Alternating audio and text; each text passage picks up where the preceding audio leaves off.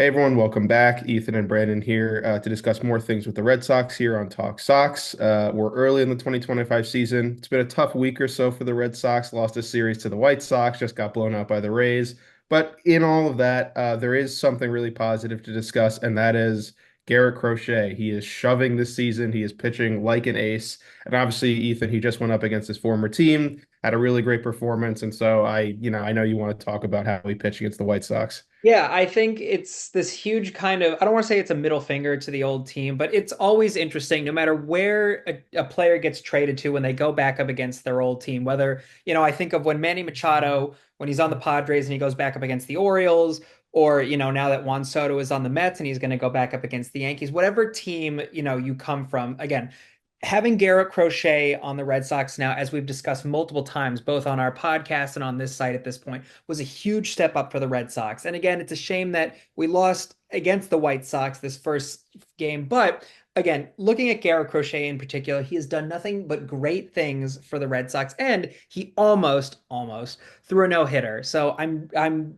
again nothing but green flags. That's my hot take on the guy. What are your thoughts here, Brandon?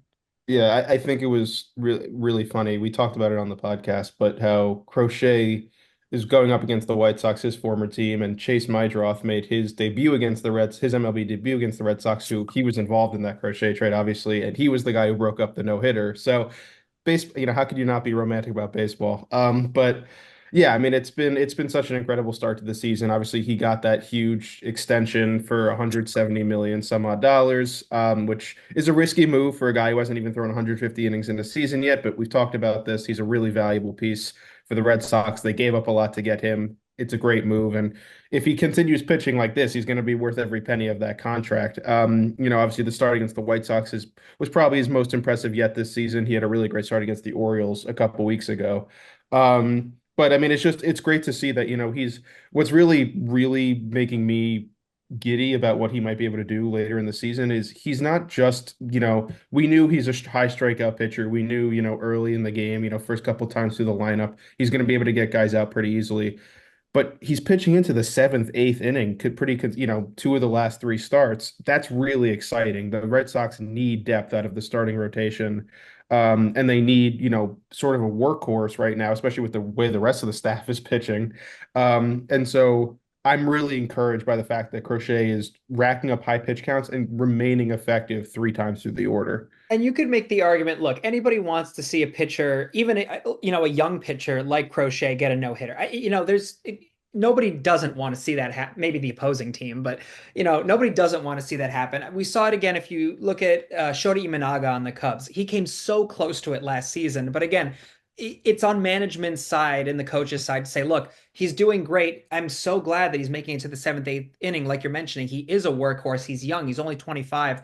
At the same time, we still lost. The Red Sox still lost at the end, and I think it's playing it safe, which is smart on their end. But again, from a baseball fan's perspective, you're like, come on, keep him into the ninth inning. I want to see some magic happen. So I completely agree with you. And again, I think also I always like talking about the business end of things, and we've discussed his contract a little bit. Hopefully, the Red Sox continue to sign him, for long term, deals.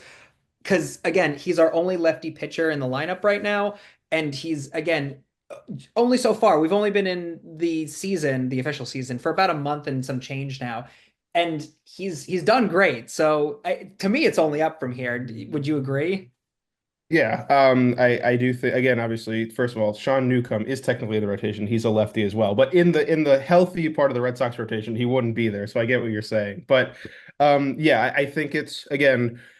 We knew going into the season that the Red Sox had over the offseason, they obviously made a lot of moves around the rotation. They got Crochet, they signed Walker Bueller. That I guess they got Newcomb as well. So it's like we knew that they were sort of building up for a situation like what's happening right now, where like six guys are hurt, which we know all too well from our time covering the Cubs. But I think it's really nice to have, even if, there's a lot of change going on with the rotation and there's a lot of guys subbing in and out and guys are underperforming like Tanner Houck is right now.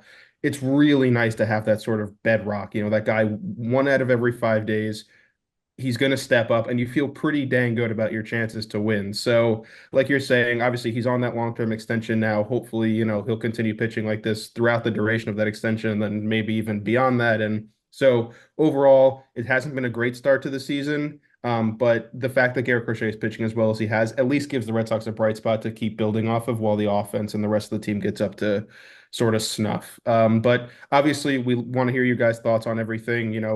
Obviously it's been a discouraging week, but are you impressed with how Garrett Crochet is doing? I'd be surprised if you aren't, but how do you feel about the rest of the rotation? Just give us your thoughts, leave your comments down below. We're always looking at them, always trying to respond. So yeah,